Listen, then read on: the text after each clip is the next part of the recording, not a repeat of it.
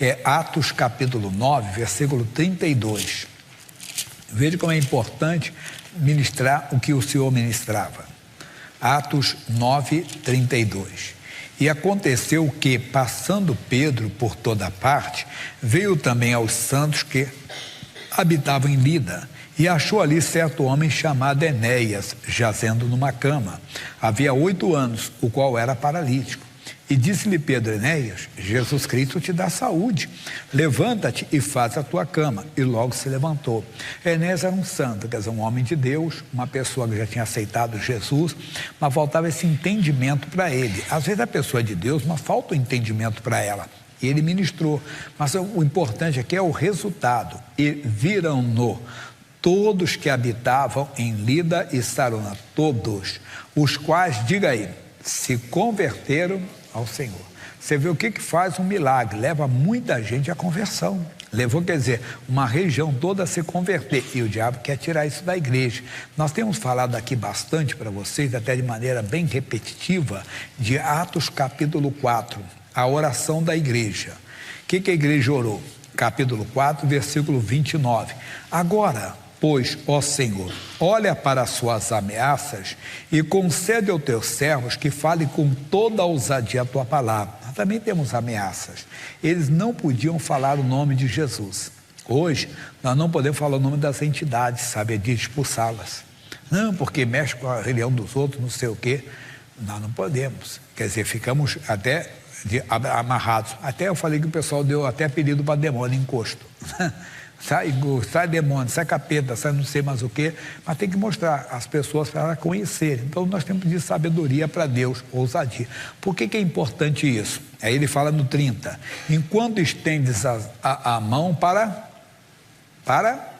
curar, e para que se façam sinais e prodígios pelo nome do teu santo filho Jesus. Isso aconteceu. No capítulo 5, estou recapitulando aqui o que eu repito bastante. Versículo 12, e muitos sinais e prodígios eram feitos entre o povo pelas mãos dos apóstolos. Quer dizer, não era agora o Senhor Jesus, eram os apóstolos em nome de Jesus. Versículo 14, e a multidão dos que criam no Senhor, tanto homens como mulheres, crescia cada vez mais. Olha a importância disso. O que faz o milagre? O que faz a cura? Faz o quê? Crescer o número de pessoas na igreja, o número de salvos, de pessoas que acreditam em Cristo, né? Versículo 15, de sorte que transportavam os enfermos para as ruas e os ponham em leitos e em camilhas, para que ao menos a sombra de Pedro, quando este passasse, cobrisse algum deles. E até das cidades circunvizinhas concorria muita gente a Jerusalém, conduzindo enfermos e atormentados de espíritos imundos, os quais todos eram curados. Então o diabo quer tirar isso da igreja, porque se ele tirar isso da igreja, ele está tirando o crescimento da igreja. Eu, por exemplo, vim para a igreja, você sabe que eu tinha depressão, alcoólatra, né? E aí fui para ser liberto. Qual é o evangelho que me libertou? Eu não posso pregar outro evangelho, eu não posso pregar outra palavra. Eu falei isso para os pastores: qual é o evangelho que vocês estão pregando?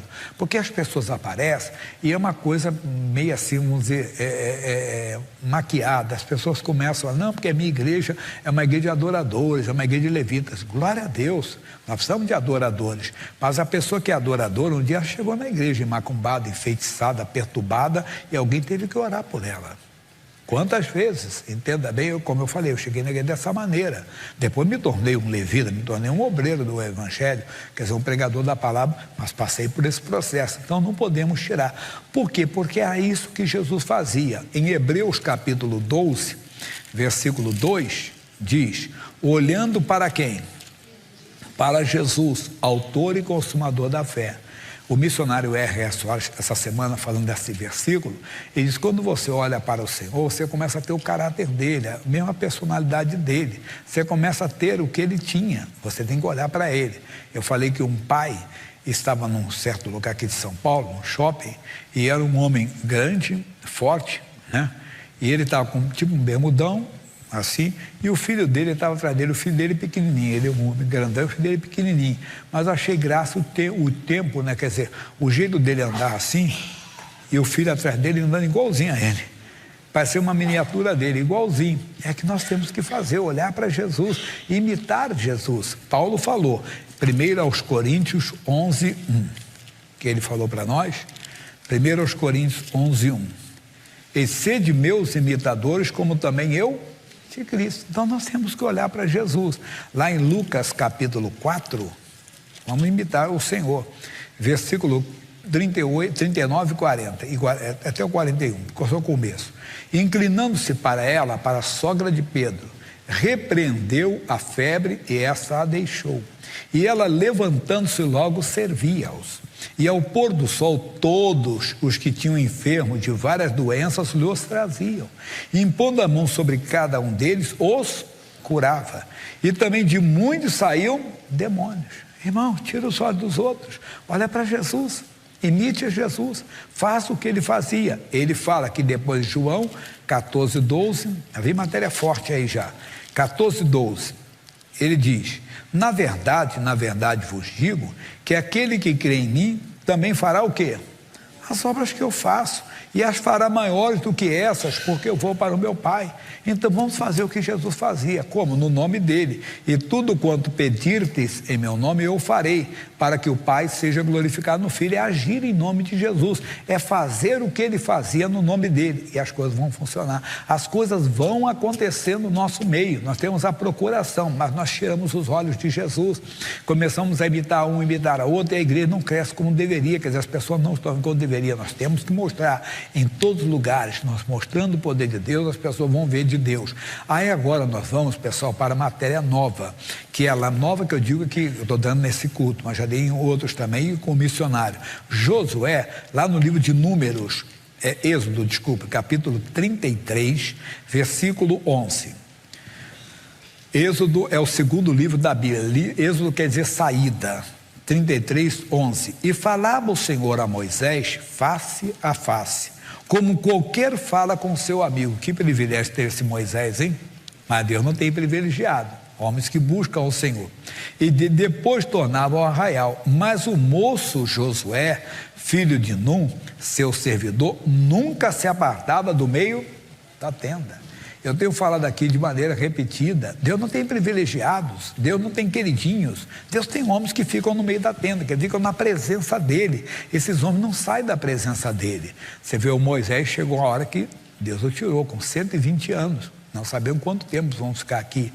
Eu brinco que eu estou agarrado no calcado do missionário, ele está com 76, eu faço 66, então a distância não é tanto. Mas temos que levantar, para Deus levantar essa juventude, jovens e moças, que não é um clube do bolinha não, tem meninas também sendo levantadas, homens e mulheres. Nós temos pastora Gorete no Rio de Janeiro, pastora Maria José no litoral, pastora Nilce aqui na Vila Galvão, e outras pastoras mais guerreiras que pregam o evangelho. Pastor Denise é jovem ainda, mas pregando a palavra de Deus. Só estou falando que tem homens e mulheres, e nós temos que orar, mas nós temos que perceber quem está no meio da tenda, quem sempre está na presença de Deus. Enquanto a pessoa fica aí, nos desejos da mocidade, coisa e tal, ele não está buscando a Deus como deveria. Temos que buscar esse povo. Quando Deus tirou Moisés, o que aconteceu? Josué capítulo 1. Josué capítulo 1. Sucedeu, depois da morte de Moisés, servo do Senhor, que o Senhor falou a Josué, filho de Num, servo de Moisés, dizendo: Moisés, meu servo, é morto. Levanta-te, pois, agora, e passe esse Jordão, tu e todo este povo que eu dou aos filhos de Israel. Agora era com Josué. Deus era com ele, Deus estava com ele, e Deus mostrou que estava com ele. Lá no capítulo de número 3, no versículo 7, mostra como é que Deus era com ele. 3, 7. E o Senhor disse a Josué: este dia começarei a engrandecer-te perante os olhos do Senhor, para que todos saibam que assim como fui com Moisés, serei contigo. Olha aí, é esse que Deus está levantando. Então, como Deus foi, entenda, com T.L. Osborne, foi com Kenneth Reagan, com o missionário e outros, Deus vai ser com essa juventude também, se eles ficarem no meio da tenda, se eles ficarem na presença de Deus. Voltando para o capítulo 1, versículo 7, que é mais conhecido nosso, ele diz: tão somente esforça-te e tem muito bom ânimo, para teres o cuidado de fazer conforme toda a lei que meu servo Moisés te ordenou. Dela não te desvie nem para a direita e nem para a esquerda, para que prudentemente te conduzas por onde quer que andar, que não saia da palavra de Deus. O jovem, fica ali, não saia, entenda bem, nem para a bagunça desse mundo, nem para o fanatismo religioso que vai aparecer. Quantos começaram bem, mas começaram a achar que tinham mais uma luz, que eram mais iluminados e deixaram a palavra. E começaram a seguir rituais, seguir aí dogmas que não tem nada a ver com a palavra de Deus. E começam a fazer isso. Outros se envolvem com o mundão, o mundo oferece muitas coisas. Não, é aquele que fica no meio da tenda, é aquele que fica na presença de Deus. Esse vai ser bem sucedido. Ele vai ter a vida normal, vai casar, entenda bem, vai ter esposa, vai ter filho, ela vai casar, vai ter marido, vai ter filho, é a vida normal, mas simplesmente na palavra de Deus, não sai nem para um lado, nem para o outro. Essa pessoa que é bem sucedida, assim que tem que ser a igreja. Vamos para o livro de Marcos, capítulo 16, versículo 15. Marcos 16, versículo 15, diz: ide por todo mundo, pregai o evangelho a toda, está vendo aí, é para toda criatura, irmão, para todos os judeus, mas para todos os árabes, é verdade, todos os americanos, todos os russos, né? Chinês, japonês, todo mundo tem que pregar, não tem esse negócio de que não escolhido, não, tem que pregar. Quem crer e for batizado será, seja quem for. Nós batizamos muitos árabes, batizamos muitos judeus, batizamos muitos africanos, muitos europeus, muitos americanos, todo. Tem que pregar para todas as pessoas, estamos pregando. E diz, e estes sinais seguirão os que crerem. Desculpe, quem for batizado será, mas quem não crer será condenado, cuidado. E estes sinais seguirão os que crerem, em meu nome expulsarão demônios. Isso não é uma opção não, irmão, se você é crente, expulsa demônio. Se não expulsa, não tem. Tem que fazer isso. Eu conto o caso do pastor Rogério, que é nosso pastor de Minas Gerais. Ele estava trabalhando numa empresa famosa aqui de São Paulo, nem existe mais, e ele trabalhava interno, manifestou um demônio. Aí ele ficou olhando, o pessoal se benzeu, não sei mais o que, ficou todo mundo aí assustado, e ele falou para o colega, eu vou fazer uma oração por ele. Rogério, você não é essas coisas não. Ele foi lá, quando ele chegou, o demônio tentou intimidá-lo com palavrões, aquele negócio, todo lado torto assim, os olhos esbugalhados. Ele disse, em nome de Jesus, vai sair desse homem, em nome de Jesus, sai. O rapaz voltou a si, e ele falou, rapaz, você está com problema espiritual, procura uma igreja evangélica, para você ser liberto. Resumo da história, sempre que alguém passava mal, chama o crente da sessão tal. Mas repare que o Rogério não era, entenda, pastor ainda, nem obreiro, ele era o quê? Um crente, um membro da igreja. A igreja tem que fazer isso. Isso vai mexer, as pessoas vão ficar conhecendo. Assim que vai, entenda bem, na família, onde você trabalha, onde você tem lá, no lazer mesmo, por onde você passa, deve ser uma testemunha do evangelho. E mais, pegarão nas serpentes, se beberem alguma coisa mortífera, não lhes fará dano algum. Imporão a mão sobre os enfermos e os curarão. Atenção, ora, o Senhor, depois de eles ter falado, foi recebido no céu e assentou-se à direita de Deus. E eles, tendo partido, pregaram por todas as partes. Vamos lá, pessoal? Cooperando com eles o Senhor e confirmando a palavra com o quê? Com sinais. Senão não adianta, é na conversão, os sinais vão aparecer, quer dizer, o demônio do vício vai sair, do nervosismo. Isso, foi assim que minha família começou a ver. Entenda que Deus tinha operado, sinais estavam presentes na minha vida. Cadê aquele alcoólatra? Cadê aquele cara nervoso, aquele cara que quebrava tudo dentro de casa quando eu estava possesso de demônios? Não era que eu era valentão, brigão, não era valentão, não era brigão, mas quando eu estava possesso, eu arrebentei, tirei uma porta do portal.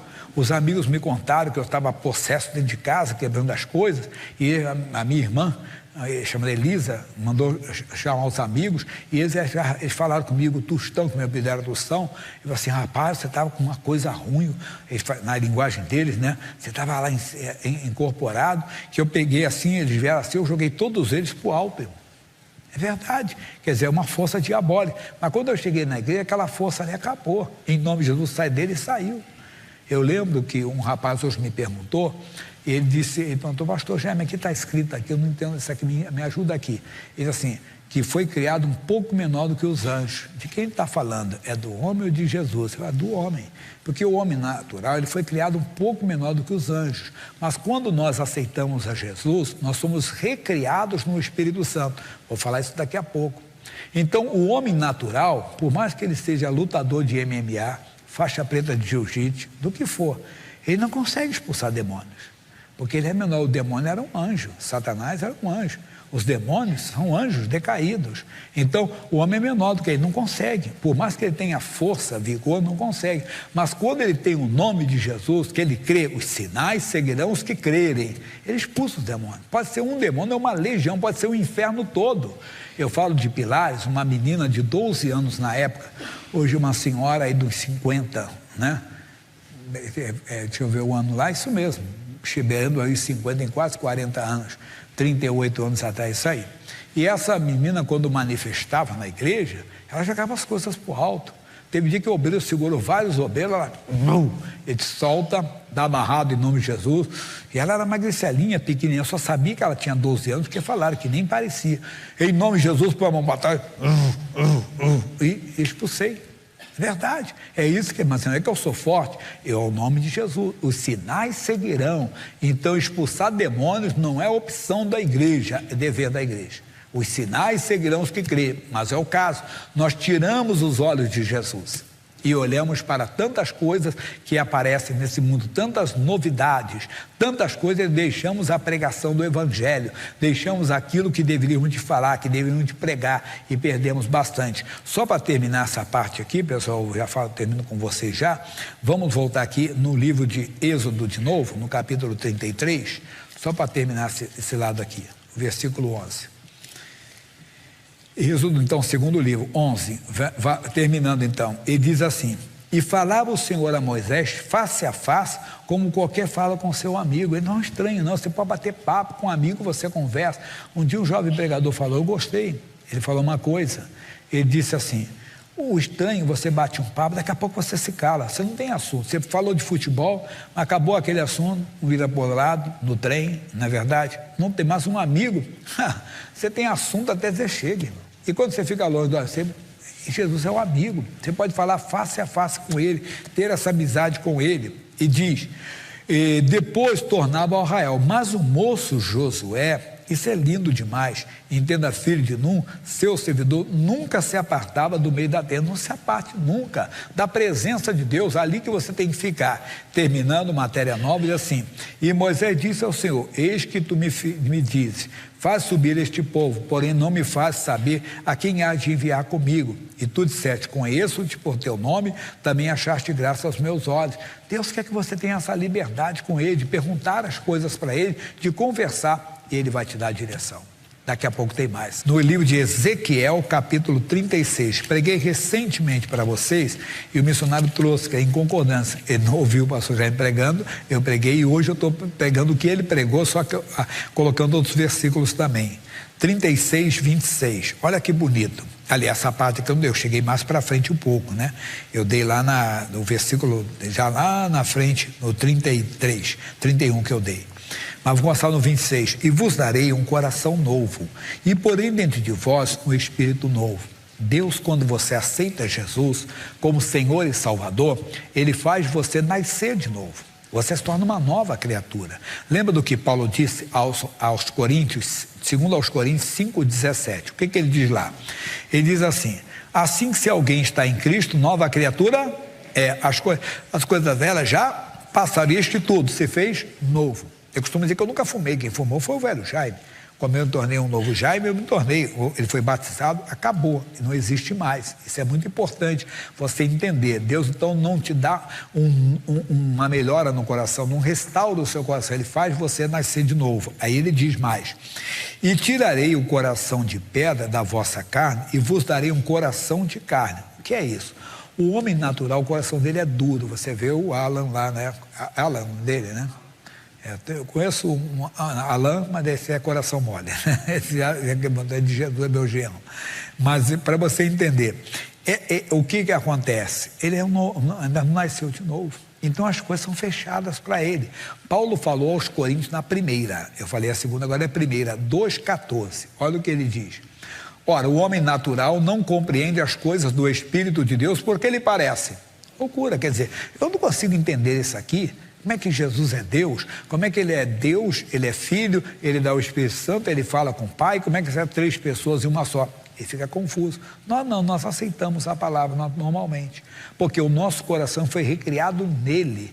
Isso é muito importante. Quem está em Cristo, quer dizer, você é uma nova criatura, é um novo coração, que começa a entender as coisas do Espírito de Deus. Versículo 27. E porém dentro de vós o meu Espírito. Não deixa outro Espírito habitar em você, não. Não deixa o Espírito de medo. Na segunda carta de Paulo aos Coríntios, a Timóteo, 2 Timóteo 1,7, ele diz: Deus não nos deu espírito de medo. Não deixa esse espírito habitar em você de maneira alguma. Mas tem gente que pensa que está. Da cristiana não pode. Você tem que se envolver com o Espírito Santo. O meu Espírito, e farei que andeis nos meus estatutos e guardeis os meus juízos e os observeis. Você não vai ser um robô, você continua tendo livre-arbítrio. No passado, os reis, os sacerdotes e os profetas recebiam. Para quê? Para que eles andassem na lei de Deus, na palavra de Deus somos nós.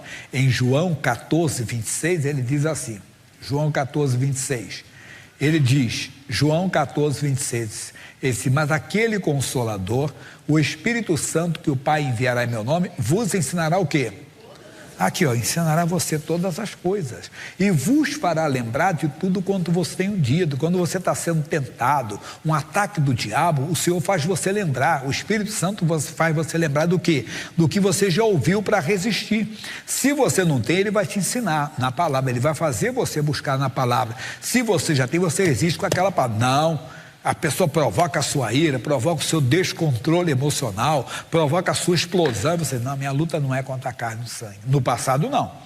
Mas agora você é nova criatura. Porque o Espírito Santo faz você lembrar daquilo que você já ouviu, que está escrito na palavra, como é que você tem que agir. Você tem que agir dentro da palavra de Deus, dentro da revelação da palavra. Mas, ele diz, habitareis na terra, olha para mim, que dei a vossos pais, e vós sereis por povo, e eu vos serei por Deus.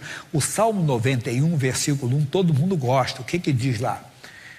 Salmo 91, aquele que habita no esconderijo do Altíssimo, a sombra do Onipotente descansará. Ele faz você habitar nessa terra, não é visitar não. Lembra do Josué? Josué estava sempre no meio da tenda. Lembra dessa mensagem que dei hoje, Êxodo 33, 11. Ele faz você sempre estar na palavra, mesmo quando você passa por uma adversidade, você não entra em pânico. Olha o versículo 2 do Salmo 91. Direi do Senhor, ele é meu Deus, o meu refúgio, a minha fortaleza, e nele confiarei. As pessoas não entendem isso. Mas como é que pode? Ele está com uma doença. Eu sei do marido dele, eu sei da esposa dele, eu sei do filho dele, da filha, do pai, da mãe. Mas por que ele está assim? Porque ele está habitando no esconderijo do Altíssimo. Então, o Espírito Santo dá essa confiança, é o que ele está falando. E habitareis na terra, que é a palavra de Deus, o Evangelho, a vossos pais, e vós me sereis por povo, e eu vos serei por Deus. E vos livrarei de todas as vossas imundícias. Aquela pessoa mudou. Você pode ter vivido uma vida promíscua, devassa. Quem está em Cristo é nova criatura, verdade. O homem vai procurar uma esposa para casar e ser marido de uma só mulher, onde ele podia ter até outro relacionamento. Agora ele é uma nova criatura. Agora ele vive a palavra de Deus. Ele vive de conforme a palavra de Deus. Pode ter certeza disso. E pode ter tido até uma vida criminosa, mas ele está em Cristo. E chamarei o trigo e o multiplicarei, e não darei fome sobre vós, e multiplicarei o fruto das árvores e a novidade do campo, para que nunca mais recebais o opróbrio, a vergonha da fome entre as nações. Isso é tremendo, pessoal. Nós temos até vergonha um pouco de falar de prosperidade, porque ficamos ouvindo aí uns melequentos, entenda, que dizem, eles pegam teologia da prosperidade. Não, eu prego o Evangelho. Agora, o Evangelho tem prosperidade, vou pegar a teologia da miséria. Para com esse negócio, não deixa ninguém fazer a sua cabeça, não. Nós mostramos para todo mundo aqui que o melhor é estar com Cristo. Porque se for para ter prosperidade, tem que fazer coisa errada, fica duro. Porque duro você está no céu, com dinheiro sujo não entra, não. Você pode comprar isso, comprar aquilo. Eu tenho orado a Deus, para Deus levantar colunas. Pessoas desprovidas, eu tenho falado aqui de vaidade, de ganância, de avareza, que vão crescer, que vão ser colunas da casa de Deus. Eu dei um testemunho que o missionário uma vez falou de um homem e era amigo dele, e ele é um homem próspero. Ele disse: missionário, eu oro por muitas coisas, cristão, mas eu não oro pela prosperidade, porque Deus já me deu bastante. Eu como o que eu quero, não tenho necessidade de mais nada. Então deixa para outra. Ele disse assim: missionário, eu oraria a Deus. Por quê? Eu receberia, porque você prosperando, a igreja prospera. Já que você diz tanto, só deu uma dica para ele, que é a dica para muita gente, de caridade. Você diz que tem bastante, não quer mais? Você devia ter. Pega uma família carente, pode ser parente ou não, amigo, alguém que você conhece, uma família carente. Fala o seguinte: não precisa nem tocar trombeta, não. Diz assim: ó, todo mês vai chegar uma compra aí que eu estou mandando na sua casa. Tudo que você compra para você, compra para a casa dele, para casa daquela pessoa simples. Né? Faz aquela compra bonita que você faz. Você não gosta de ele falar de camarão, você não gosta de comer camarão, come camarão para os outros também. Faz isso. Crescendo, adota 2 famílias, adota 3 famílias, não é verdade? Já que tem muito, não precisa de mais, deveria de ter.